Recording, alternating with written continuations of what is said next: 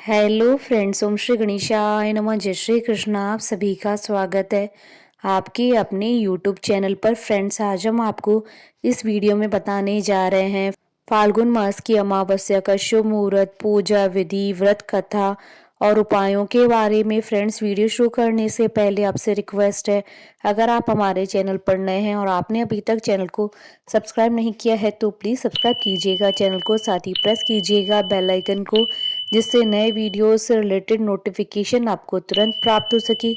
और वीडियो पसंद आने पर वीडियो को लाइक और शेयर जरूर कीजिएगा, ताकि सभी भक्तों को इस वीडियो का लाभ प्राप्त हो सके। और कमेंट बॉक्स में जय श्री कृष्णा जरूर लिखिएगा। फाल्गुन माह की कृष्ण पक्षी अमावस्या को फाल्गुन अमावस्या कहते हैं। फाल्गुन अमावस्या 2 मार्च दिन बुधवार के दिन पड़ रही है। इस दिन पवित्र नदियों में स्नान करने और दान करने की परंपरा है, जिसका सनातन धर्म में विशेष महत्व होता है। अमावस्या के दिन भगवान शिव शंकर और भगवान श्री कृष्ण जी की पूजा अर्चना करने का विधान है। इस बार फाल्गुन अमावस्या शिव और सिद्धि योग में पड़ रही है, जिसे काफी शुभ माना जाता है। मान्यता है कि फाल्गुन अमावस्या के दिन पवित्र नदियों में सभी देवी देवता साक्षात प्रकट होते हैं, इसलिए इस दिन नदियों में स्नान करके दान पुण्य अवश्य करना चाहिए। सुख संपत्ति और सौभाग्य की प्राप्ति के लिए अमावस्या विशेष फलदायी मानी जाती है। मान्यता है कि फाल्गुन मास की अमावस्या के दिन व्रत पूजन और तर्पण करने से पितरों को मोक्ष की प्राप्ति होती है। फ्रेंड्स, अब आइए जानते हैं फाल्गुन अमावस्या की शुभ मुहूर्त के बारे में। हिंदू पंचांग के अनुसार इस बार फाल्गुन अमावस्या 2 मार्च 2022 बुधवार के दिन है। अमावस्या तिथि प्रारंभ होगी 1 मार्च 2022 को देर रात 1 बजे से, और अमावस्या तिथि का समापन होगा 2 मार्च 2022 को रात्रि 11:04 पर।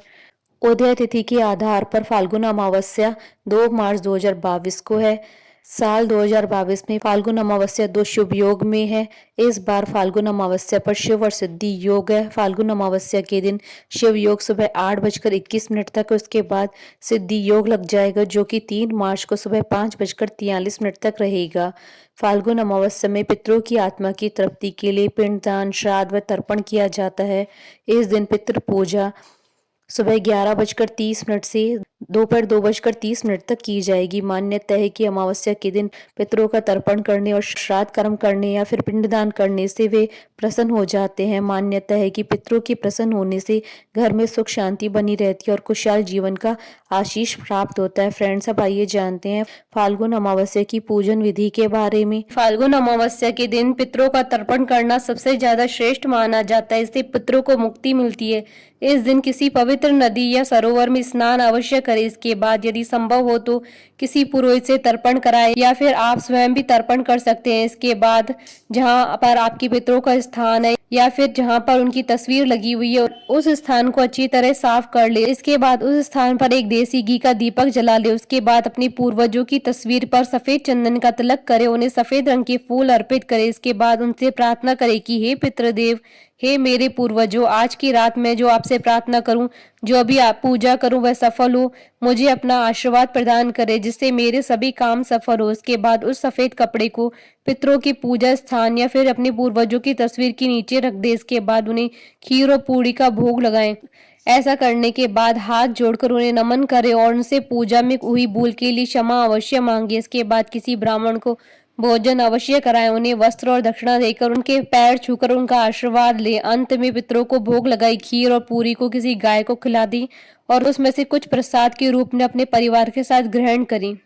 फाल्गुन अमावस्या व्रत कथा। पौराणिक कथा के अनुसार एक बार दुर्वासा ऋषि ने क्रोध में आकर इंद्र और सभी देवताओं को श्राप दे दिया था, जिसके कारण सभी देवता कमजोर हो गए। इस मौके का फायदा उठाकर दैत्यों ने देवताओं पर आक्रमण कर दिया, उन्हें परास्त कर दिया। उसके बाद सभी देवता भगवान विष्णु के पास पहुंचे और भगवान विष्णु को इसके बारे में बताया। तब उन्होंने देवताओं को सलाह दी कि वह दैत्यों के साथ मिलकर समुद्र मंथन करे, जिसके बाद सभी देवताओं ने दैत्यों के साथ संधि कर ली और अमृत को प्राप्त करने के लिए समुद्र मंथन करने लगे। जब अमृत निकला तो इंद्र का पुत्र जयंत अमृत कलश को लेकर आकाश में उड़ गया, जिसके बाद दैत्यों ने जयंत का पीछा किया, जिसके बाद दैत्यों ने अमृत को प्राप्त कर लिया। अमृत को लेकर देवता और दानवों में 12 दिन तक युद्ध चला, जिसके कारण प्रयाग, हरिद्वार, उज्जैन और नासिक पर कलश से अमृत की कुछ बूंदें गिरी थी। उस समय चंद्रमा, सूर्य, गुरु, शनि ने घट की रक्षा की थी।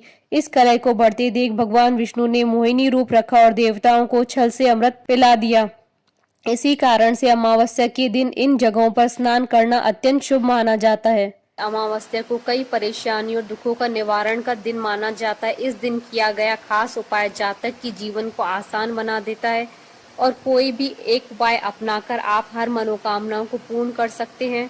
अमावस्या के दिन किए जाने वाले विशेष उपाय। मान्यता है कि अमावस्या को यदि कोई व्यक्ति गरीबों को दान करता है तो उसे जीवन में कभी भी धन की कमी नहीं होती है। गरीबों को दान देना और भोजन कराने वाले जातक को कभी भी शारीरिक परेशानी नहीं होती है। यदि आप आर्थिक रूप से बहुत ज्यादा परेशान हैं और कोई रास्ता नजर नहीं आ रहा है तो आज स्नान कर भगवान का नाम लेते हुए आटे की छोटी छोटी गोलियां बनाएं। इन गोलियों को मछलियों को खिला दे, आपकी सारी परेशानियां दूर हो जाएंगी। चींटियों का भी इस दिन खास महत्व होता है। इस दिन यदि उन्हें मीठा आटा खिलाया जाए यानी चीनी मिलाकर आटा खिलाएं तो आपके सारे पाप खत्म हो जाते हैं और आपकी सभी मनोकामनाएं पूरी होती है। अगर आप काल सर्प दोष से परेशान हैं तो अमावस्या के दिन सुबह स्नान के बाद चांदी के बने नाग नागिन की पूजा करें और सफेद फूल के साथ इसे बहते हुए पानी में प्रोवाइड कर दें। इस शाम को घर के ईशान कोण में गाय के घी का दीपक लगाएं। बत्ती में रुई के स्थान पर लाल रंग के धागे का उपयोग करें। साथ ही दिए में थोड़ी सी केसर भी डाल दे।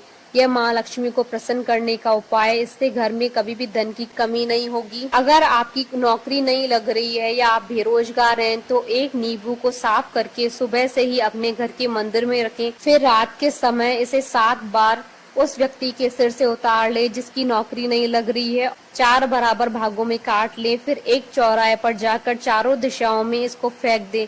माना जाता है कि इस उपाय से बेरोजगार व्यक्ति को लाभ की संभावना बनेगी। हमारे साथ इस वीडियो में अंत तक बने रहने के लिए आपका धन्यवाद। ओम श्री गणेशाय नमः। जय श्री कृष्णा।